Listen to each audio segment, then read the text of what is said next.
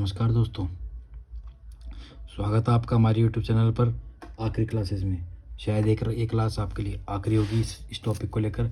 इस टॉपिक के बाद इस क्लास के बाद आपको इस टॉपिक में वापस किसी यूट्यूब चैनल से या फिर कहीं से पढ़ने की ज़रूरत नहीं पड़े। मेरी उम्मीद आपसे यही है। शुरू करते हैं। आज हम पढ़ेंगे बैंक। एक आप सब जानते हो, बैंक्स आपका हर किसी का बैंक में एक आध बार काम पड़ा ही होगा ज़रूर से ज़रूर। बैंक हम ये चीज़ तो हम सभी जानते हैं कि बैंक क्या है। बैंक एक फाइनेंशियल इंस्टीट्यूशन है जो हमारे लिए काम करता है। लेकिन बैंक कैसे काम करता है, बैंक का पास्ट क्या है, इसके बारे में हम आज पढ़ेंगे। तो ये हमारे इकोनॉमिक्स में एक बहुत इम्पोर्टेंट चैप्टर है। ये आरएस में भी आता है, संगणक में के बहुत इंपॉर्टेंट है, अकाउंटेंट के लिए बहुत इंपॉर्टेंट है। तो इसको ध्यान से पढ़िएगा और ध्यान से सुनिएगा। बैंक का काम क्या होता है? तो बैंक का काम होता है डिपॉजिट एक्सेप्ट करना और मनी प्रोवाइड करना। बैंक का काम एक ये होता है कि आपसे पैसे ले ले और आपको पैसे दे दे। ये तो काम होता है बैंक का।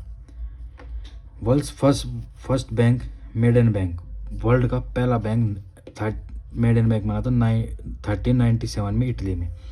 तो इसके आप साथ में नोट्स बनाते चलिएगा ताकि आपको वापस कोई दिक्कत ना आए। फिर इसका 1397 में जो इटली में मेडन बैंक बना था उसका 1964 में रीनेम कर दिया गया। इसी का नाम बदलकर बैंका मोंटे डेल पसाती दी स्टेना, एक इटली की एक लैंग्वेज है। इस इटली की लैंग्वेज में इसका ये नाम रख दिया गया इटली वालों ने, बैंका मोनेटे डेल पसाती दी स्टेना। जब इंडिया में बैंक्स नहीं थे तब इंडिया का काम सेठ साहूकार महाजन सेठी चेट्टी अपने जो आस पड़ोस के जो लोग होते हैं वो इंडिया में काम किया करते थे। उस टाइम बैंक का काम ये किया करते थे। ईस्ट इंडिया कंपनी ने इंडिया में एजेंसी हाउसेस खोले। ईस्ट इंडियन कंपनी जो अंग्रेज आए थे अपने इंडिया के अंदर, उन्होंने अपने यहाँ पे एजेंसी हाउस खोले। First bank in India. और इंडिया के अंदर जो पहला बैंक एस्टेब्लिश हुआ उसका नाम था बैंक ऑफ हिंदुस्तान। 1970 के अंदर 1770 के अंदर बैंक ऑफ हिंदुस्तान इंडिया में पहला बैंक खोला गया। यूरोपियन कंपनी ने खोला, अलेक्जेंडर एंड कंपनी उस कंपनी का नाम था। तो पहला बैंक किसने खोला? European and company, Alexander and company ने बैंक ऑफ हिंदुस्तान 1770 में बैंक खोला। First bank on the basis of joint stock के बेसिस पे पहला बैंक अपने इंडिया में खुला था, वो था इलाहाबाद बैंक 1865 में। जॉइंट स्टॉक के बेसिस पे 1865 में पहला बैंक अपना इलाहाबाद बैंक खुला और पहला बैंक अपना बैंक ऑफ हिंदुस्तान 1770 में खुला। समझ के दोनों डिफरेंस है। जॉइंट स्टॉक के बेसिस पे खुला जो पहला बैंक 1865 में था और पहला बैंक 1770 में था, बैंक ऑफ हिंदुस्तान। इसके बाद on the basis of limited liability तो आप जानते ही होंगे, एक जिसके अंदर लाइबिलिटी लिमिटेड हो। लाइबिलिटी दो टाइप्स की होती है, एक तो लिमिटेड, एक अनलिमिटेड। लिमिटेड के अंदर है कि अगर बैंक डूब जाता है या फिर कोई बात हो जाती है तो लिमिटेड में हम इतने उसके उत्तरदायी नहीं है, हमारा काम इतना ही होगा जितना हमारी बस की है, जितनी आपकी लाइबिलिटी आप उतना ही पे करोगे कस्टमर्स को। और अनलिमिटेड लाइबिलिटी में अगर आपका बैंक डूब जाता है, कोई बात हो जाती है, तो आपका घर बार जो भी होगा, आपके पास जितनी प्रॉपर्टी आपके पास, आपको सब बेचना पड़ जाएगा उसको जमा करने के लिए। जब तक आप कंगाल नहीं हो जाते तब तक आपको देना पड़ेगा। कंगाल होने के बाद वो बेच लिया, आप भी नहीं दे सकते भाई, हमारे पास अब जो था सब दे दिया। लेकिन लिमिटेड में आपके पास पैसा है बट वो आपका पर्सनल पैसा है तो आप उसको नहीं दोगे। आप कंपनी का पैसा ले सकते हैं, उसको आप बेच सकते हैं, मेरे को मतलब नहीं है। तो वो होती है लिमिटेड लाइबिलिटी। और अनलिमिटेड लाइबिलिटी होती है आपका घर तक का माल बेचना पड़ेगा आपको, वो होती है अनलिमिटेड लाइबिलिटी। तो लिमिटेड लाइबिलिटी में पहला बैंक खुला था अवध कॉमर्शियल बैंक 1881 में। 1881 लिमिटेड लाइबिलिटी में 1881 में खुला था अवध कॉमर्शियल बैंक। और इसमें एक नोट करने की चीज़ ये भी है कि जो अवध कॉमर्शियल बैंक था ये इंडियंस के द्वारा मैनेज किया गया था इसमें। और ये जो पहले वाले बैंक्स थे ये ईस्ट इंडिया कंपनी, ये फिर अंग्रेज इसको मैनेज करते थे। पहला बैंक जो मैनेज इंडियंस के द्वारा किया गया था उसका नाम था अवध कॉमर्शियल बैंक। आगे बढ़ते हैं।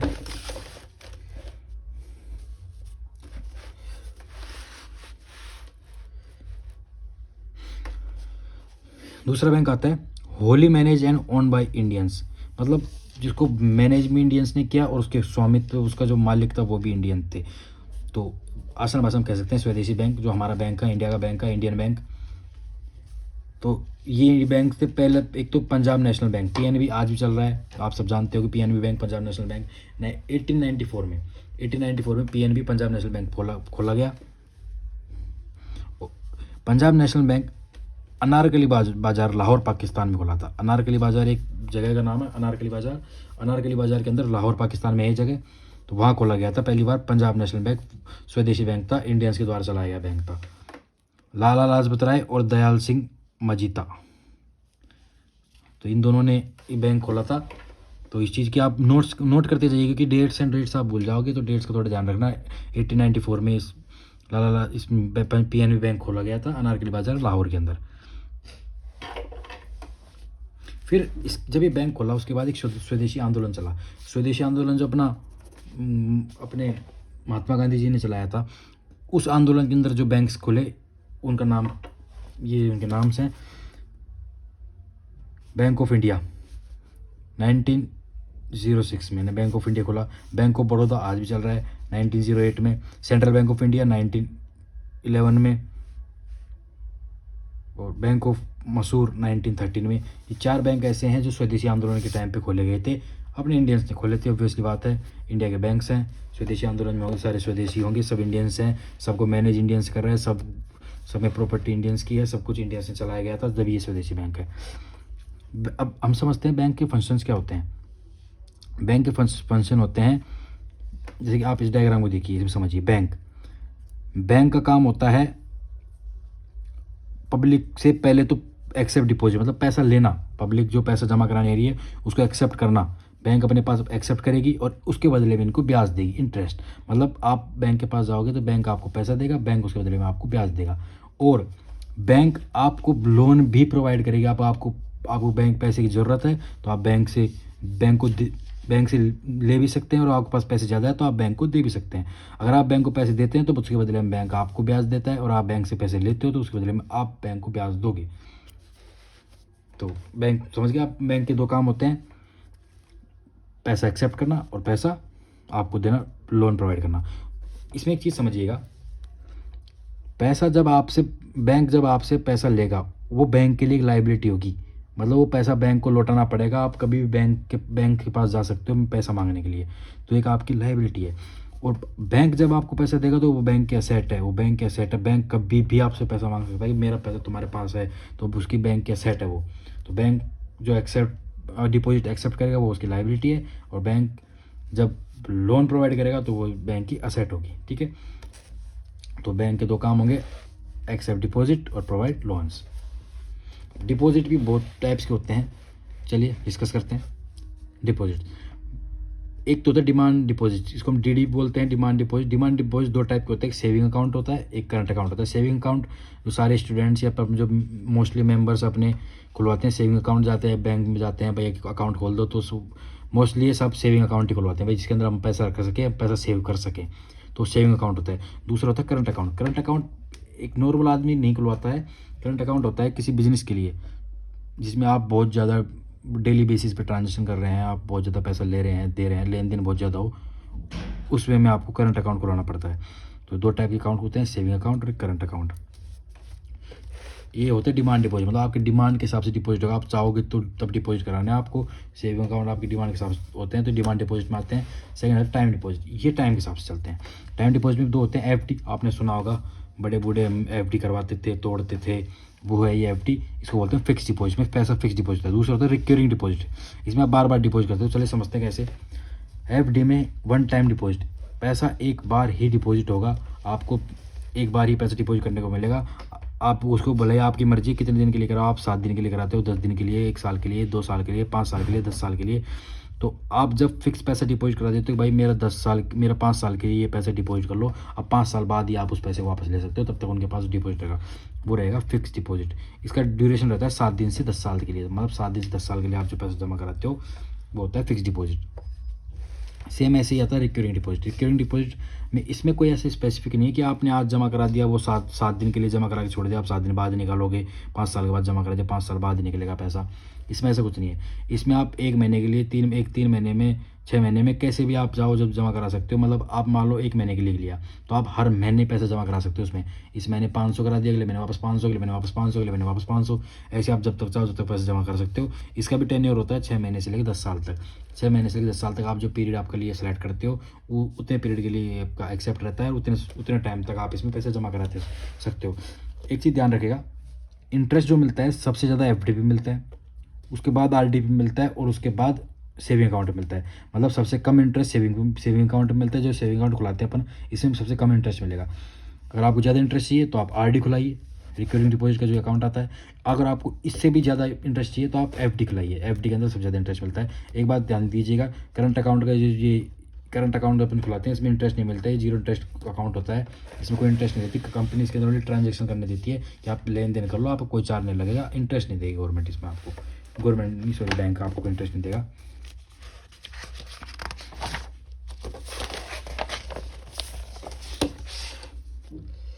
टोटल डिपॉजिट, तो बैंक डिपॉजिट किन को मानती है? एक क्वेश्चन ये भी है भाई डिपॉजिट क्या डिपॉजिट है, आपने तो 3-4 अकाउंट पढ़ा दिए तो बैंक इसमें डिपॉजिट किसको मानेगी? तो बैंक सिर्फ इनको डिपॉजिट मानेगी, saving account, current account, fix deposit और रिकरिंग डिपॉजिट। ये 4 टाइप के जो ये डिपॉजिट होते हैं, इन सब सॉरी मेरे पास कॉल आ गया था, तो कहाँ थे हम? Total deposit. Total deposit bank किसको मानती है? Saving account, current account, fix deposit और रिकरिंग डिपॉजिट, इन सब का जो टोटल होता है उसको टोटल डिपॉजिट मानती होगी। ऐसा नहीं है, आप सोच रहे हो ये सब है, ऐसा नहीं है। जैसे कि आप एग्जांपल के तौर पे लीजिए, सेविंग अकाउंट में आपने 50 रुपये डाले, करंट अकाउंट में 50 रुपये आए और बैंक के पास, फिक्स डिपॉजिट में 50 आए और रिकरिंग डिपॉजिट में 50 आए, तो 50 का उसके पास 200 रुपये आ गए टोटल। अब ये नहीं है कि 200 रुपये उसके पास टोटल डिपॉजिट हो गया, टोटल डिपॉजिट 200 माइनस GDTL करना पड़ेगा, मतलब gross demand and time liability. GDTL होता है gross demand and time liability. जब आप एक पास जो पैसा आया उसमें से GDTL माइनस करोगे तो उसके वो टोटल डिपॉजिट माना जाएगा। ये जो प्रोसेस होती है हर 14 दिन में कैलकुलेट की जाती है। ये नहीं कि अब कैलकुलेट 6 महीने बाद कैलकुलेट की जाएगी, 6 महीने के बीच में जो हुआ वो पैसा उसका कोई लेने देनी नहीं है, हर 14 दिन में कैलकुलेट होती है ये प्रोसेस कि उसके बाद टोटल बैंक के पास टोटल डिपॉजिट कितना है। अब आप सोच रहे हो कि GDTL क्या है, तो GDTL होती है gross demand and time liability, और NDTL होता है net demand and time liability. दोनों चीज़ बहुत इंपॉर्टेंट है, आपको आगे चैप्टर में काम आएगी बहुत जगह। ये NDTL net demand and time liability, net और ग्रोस के बारे में आप शायद जानते होंगे, नहीं जानते थे एक बार मैं आपको बताऊं, एक बार वेट कीजिए। देखिए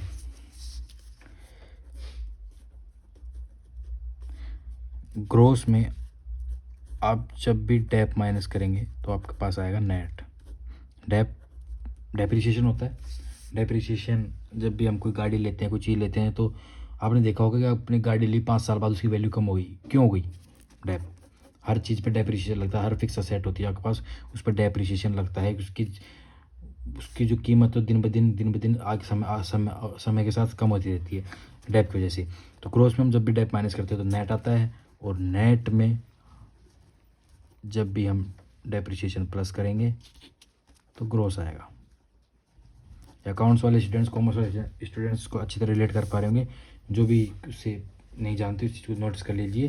ग्रोस में से डेप माइनस करने पर नेट आता है, नेट से डेप्रिसिएशन माइनस करने पर ग्रोस आता है। अब देखिए NDTL net demand and time liability और gross demand and time liability. तो नेट तो NDTL इक्वल टू होता है GDTL में से मनी विड्रॉल, मतलब ग्रोस डिमांड और टाइम लायबिलिटी जो है उसमें से जो पैसा पब्लिक ने निकाल लिया तो आपका NDTL होगा। भाई जो पब्लिक जो इससे पैसा निकाल लेगी वो NDTL होगा। ये इससे आप इसको रिलेट कीजिएगा, पब्लिक का जो पैसा डिमांड डिपॉजिट थी उस GDTL में से उसको माइनस करेंगे तभी तो हमारा टोटल डिपॉजिट आता था। Total deposit equals to NDTL में से पब्लिक जो पैसा निकाल लेगा, अपना तो पैसा जमा कर रखा था उसको वापस निकाल लेगी तो आपके पास वापस NDTL आ जाएगा।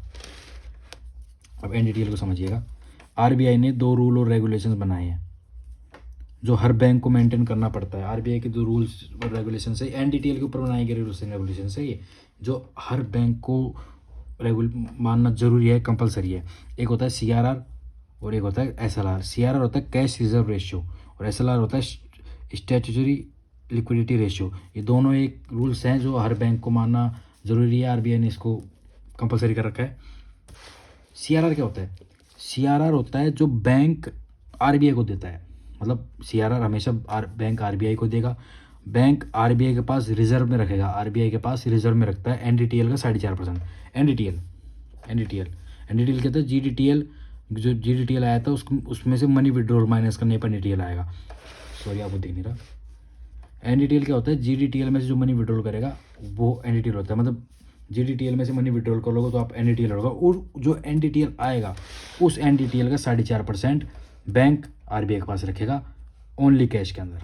आप कैश के अलावा कुछ नहीं रख सकते, ओनली कैश, मतलब आपके पास जितना एनडीटीएल है उसका 4.5% आपको बैंक के पास रखना पड़ेगा। ये जो 4.5% है ये आरबीआई हर 6 महीने में अपनी repo rate, reverse repo rate सब निकालती है, चेंज करती रहती है। ये ऊपर नीचे 6 महीने में होता रहता है, पर अभी के लिए इतना ध्यान रखिए 4.5% जो भी रेट होती है उतना बैंक आरबीआई के पास रिजर्व में रखेगा। ये सीआरआर का कॉन्सेप्ट है, कंपलसरी रखना, बैंक जितना बोलेगा उतना रखना पड़ेगा।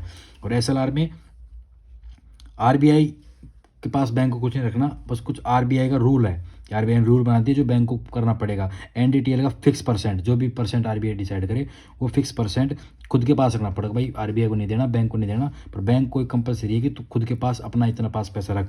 अब प्रेजेंट में ये चल रहा है एनडीटीएल का 18%, मतलब एनडीटीएल जो आपके पास था उसका 18% बैंक को खुद के पास रखना पड़ेगा। इस बार कंपलसरी नहीं है कि आप कैश में रखो, इस बार आप कैश में भी रख सकते हो, गोल्ड में रख सकते हो, सिक्योरिटीज होती है बॉन्ड सिक्योरिटीज तब उसमें भी रख सकते हो। तो आपके पास ये 3 ऑप्शन है, आप इसके अंदर रख सकते हो, पर एनडीटीएल का 18% आपको अपने पास रखना पड़ेगा। तो ये सीएलआर और एसएलआर ये दोनों आरबीआई के रूल्स हैं, ये दोनों सब बैंक्स को मानना कंपलसरी है। ईस्ट इंडिया कंपनी ने 3 प्रेसिडेंसी बैंक खोले थे। प्रेसिडेंसी बैंक ये बैंक हैं जो हम बहुत अच्छे तरह जानते हैं, सब शायद इससे वाकिफ़ होंगे।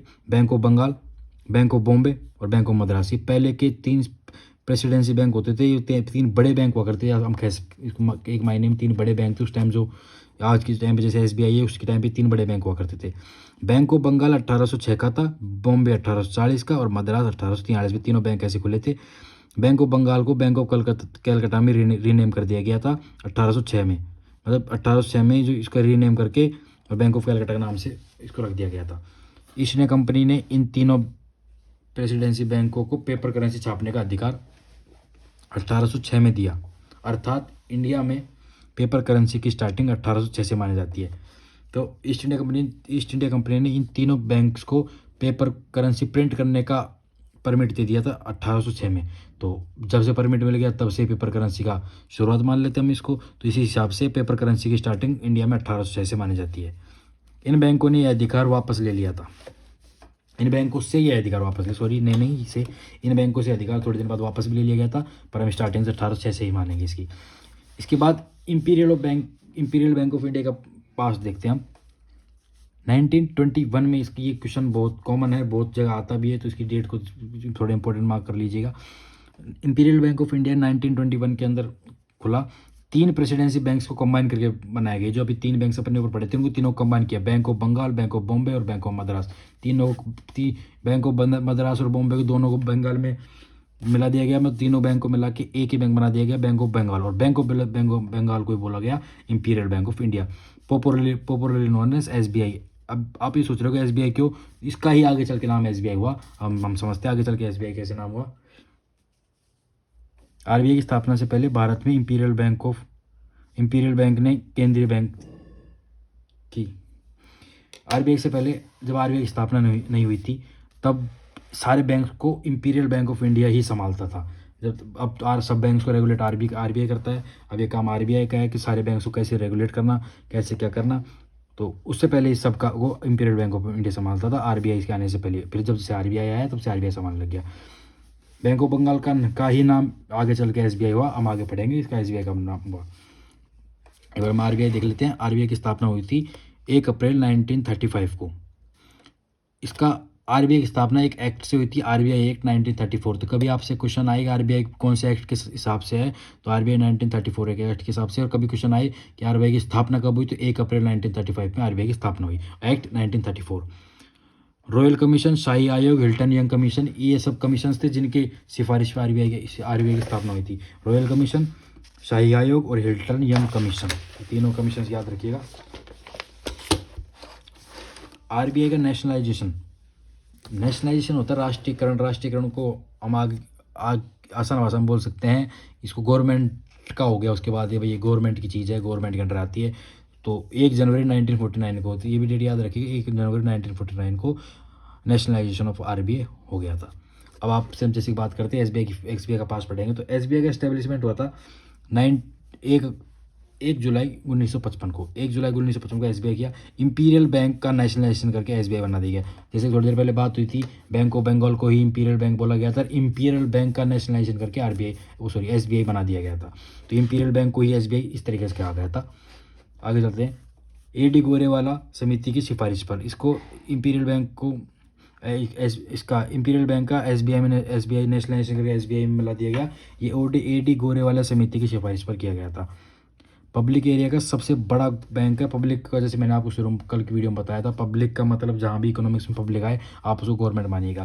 तो पब्लिक एरिया का मतलब गवर्नमेंट का सबसे बड़ा बैंक है एसबीआई। और प्राइवेट एरिया का आप पूछे गवर्नमेंट का तो एसबीआई, प्राइवेट का कौन सा है, तो प्राइवेट का सबसे बड़ा बैंक है एचडीएफसी। तो सबसे बड़ा गवर्नमेंट बैंक एसबीआई और प्राइवेट बैंक एचडीएफसी।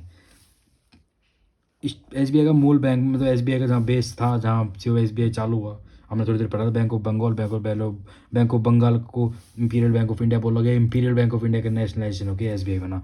तो इसका जो मूल है वो बैंक ऑफ बंगाल है। एसबीआई के एसोसिएट्स कौन से हैं? एसबीआई अकेला बैंक तो होगा नहीं, एसबीआई सबसे बड़ा बैंक है तो उसके कुछ एसोसिएट्स भी होंगे। तो मैं इसी एसोसिएट्स देखते हैं। मोस्टली क्वेश्चन पेपर में इतनी इसकी डेट्स आती नहीं है, लेकिन आजकल जिस हिसाब से आरपीएससी चल रही है और जिस हिसाब से पब्लिक के आज के क्वेश्चन आ रहे हैं, तो ये कोई बड़ी बात नहीं है कि आपके पास आ जाएँ, तो आप इन पर ध्यान दीजिएगा। स्टेट बैंक ऑफ बीकानेर, आप इनकी डेट्स देख लीजिएगा और इनको शायद नोट भी कर लीजिएगा, आपके काम आएंगे आगे चल के। State bank of Bikaner, state bank of Jaipur, ये दोनों 1963 में इन दोनों को state bank of Bikaner, state bank of Jaipur, state bank of Saurashtra, state bank of Indore, bank of Patiala, Mysore, Travancore और हैदराबाद, इतने स्टेट बैंक के सारे शाखाएं या एसबीआई की एसोसिएट्स हैं। आगे चल के स्टेट बैंक ऑफ बीकानेर और जयपुर को मिलाकर 1963 में मर्ज कर दिया गया और दोनों को मर्ज करके SBBJ, state bank of Bikaner and Jaipur, जो आपका बैंक अब तक चला था, अब कुछ दिन पहले खत्म हुआ है, तो उसको एसबीबीजे बना दिया गया था। स्टेट बैंक ऑफ सौराष्ट्र को मर्ज कर दिया गया डायरेक्ट एसबीआई में। अब सौराष्ट्र जैसे नाम का कोई बैंक नहीं रहा, इसको डायरेक्ट एसबीआई मर्ज कर दिया गया 2008 के अंदर। इसको एसबीआई बोला, इसलिए एसबीआई हो गया। स्टेट बैंक ऑफ इंदौर को 2010 में एसबीआई मर्ज कर दिया। पटियाला, मैसूर, त्रावणकोर, हैदराबाद और एक एसबीबीजे अपना जो 1963 में इसको बीकानेर और जयपुर को मर्ज करके एसबीबीजे बनाया था। इन सबके साथ एसबीबीजे और एक भारतीय महिला बैंक चला करता था उस टाइम 2013 में, जो नया नया खुला था, उसको जल्द नया बंद कर दिया गया। इन सबको मर्ज कर दिया गया 1 अप्रैल 2017, अभी हाल ही में। इन सबको 5-7 साल पहले इन सबको मर्ज करके एसबीआई मर्ज कर दिया गया। तो फिलहाल बात करें तो ये जो 8 एसबीआई के एसोसिएट्स थे वो अब एक भी नहीं चल रहा प्रेजेंट टाइम में, सब एसबीआई मर्ज कर दिए गए हैं। ये सब आज की तारीख में एसबीआई है। पहले एसबीआई के एसोसिएट्स 8 थे और आज एसबीआई के एसोसिएट 0 हैं। आज सबको एसबीआई मर्ज कर दिया गया, अब ये सब मर्ज हो गए हैं।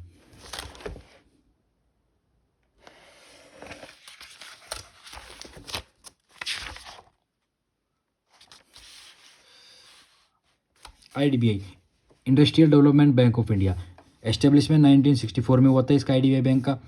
2004 में व्यापारिक बैंक बना दिया गया है। व्यापारिक मतलब industrial bank, industrial development bank of India. Industries मतलब इंडस्ट्रीज के लिए काम करता है, जो व्यापार में जो पब्लिक व्यापार करती है उनको फाइनेंस प्रोवाइड करवाना। व्यापार के लिए आपको धंधा चालू कर रहे हैं, धंधे के लिए आपको पैसा चाहिए तो आपको आईडीबीआई पे लोन देगा। तो आईडीबीआई का मेन मोटिव यही था, जो इंडस्ट्रीज का डेवलप करने के लिए उनको फाइनेंस प्रोवाइड करवाना।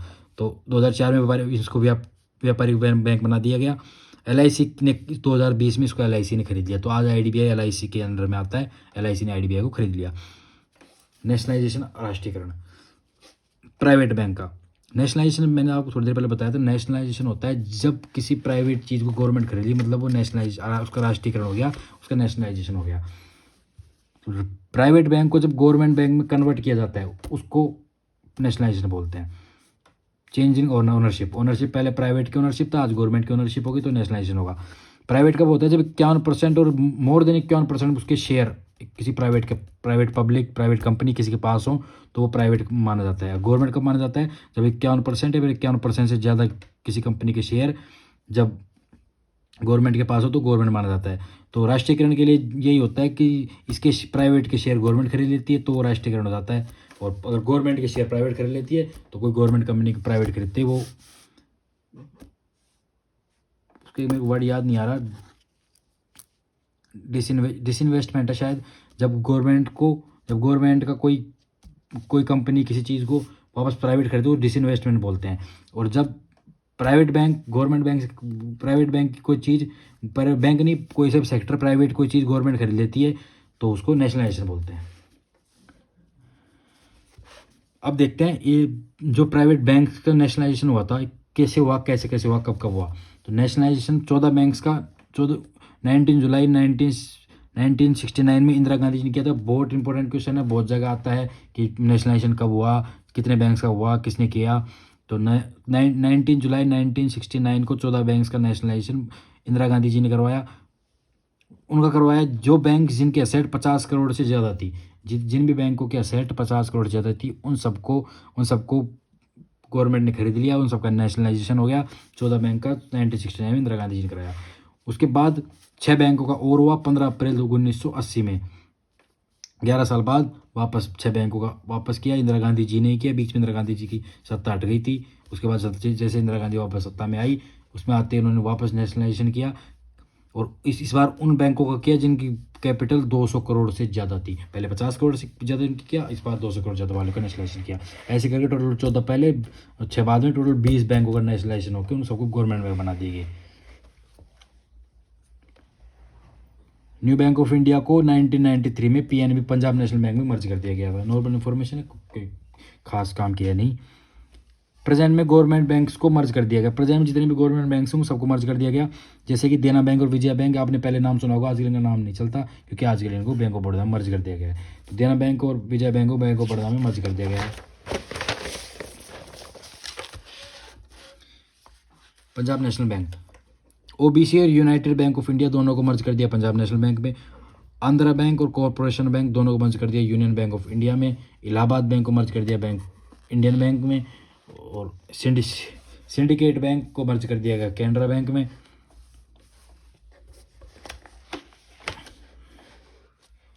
प्रेजेंट में गवर्नमेंट बैंक्स की संख्या और हेड ऑफिस की कहाँ हैं इसकी डिटेल्स हैं। Bank of India, union bank of India, central bank of India, state bank of India, इन सब की मैंने इसके लिए आपको ये सबको सिस्टमेटिक ढंग से आपको दिखाया, इसीलिए ये आप ऐसे याद कर सकते हैं इसको। जिस भी इनके आगे bank of India, bank of India है, उन सब का हेड ऑफिस मुंबई में, आप ऐसे याद कर सकते हैं। जिनके भी आगे नाम के आगे बैंक ऑफ इंडिया है उन सब का हेड ऑफिस मुंबई में। और जिनके भी नाम के आगे पंजाब है, पंजाब नेशनल बैंक और पंजाब एंड सिंध बैंक, इनका हेड ऑफिस दिल्ली में है। जिनके भी नाम के आगे इंडियन है, Indian bank, Indian overseas bank, इन सब का हेड ऑफिस चेन्नई में है। और फिर बैंक ऑफ महाराष्ट्र पुणे, अब Canara bank Bengaluru, bank of Baroda में होगा ऑब्वियसली, यूको बैंक कलकत्ता में है। और United commercial bank, UCO bank United commercial इसका बैंक नाम है। तो ये सब इनकी वो है कि भाई इनका हेड ऑफिस कहाँ है। बैंक ऑफ इंडिया जितने भी है जिनका सबका मुंबई में है, पंजाब वालों का दिल्ली में है, इंडियन वालों का चेन्नई में है, महाराष्ट्र का पुणे में है, कैनरा बैंक का बेंगलुरु में है, बैंक ऑफ बड़ौदा का बड़ौदा में है और यूको बैंक का कोलकाता में है। तो थैंक यू। कैसा लगा आपको हमारी क्लास में आकर? आज के लिए बस इतना ही। इसका सेकंड पार्ट हम जल्दी अपलोड करेंगे और आप इसका पूरा चैप्टर आपको सब फ्री ऑफ कॉस्ट